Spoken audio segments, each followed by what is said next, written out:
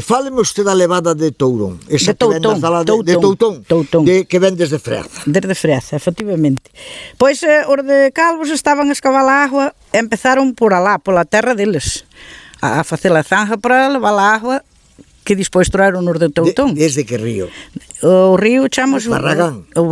Barragán, sí, é Barragán. O sea, desde o Barragán. Desde o Barragán. Bueno, entonces a Cataliña levábase ben co Conde Busto. Quen era a Capeliña? Cataliña Moura.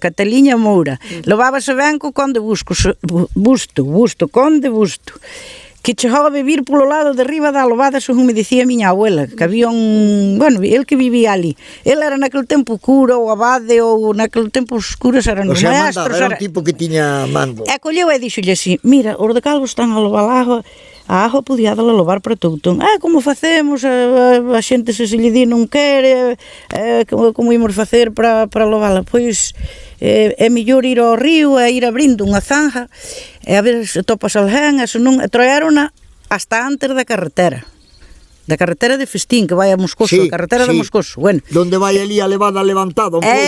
Exactamente. Vale. Había que facer un puente para poder pasala, e ali estivo tempo ali quieta, non cuidaron porque había, entonces fixeron unhas canaletas de cáscar de salgueiro e de sobreiro e de facían, e despois tapaban, se tiñan que tapar para facelas, metíanlle salgueiros para que lle sujetara e iban hasta que conseguiron pasar a agua para o lado da cada carretera.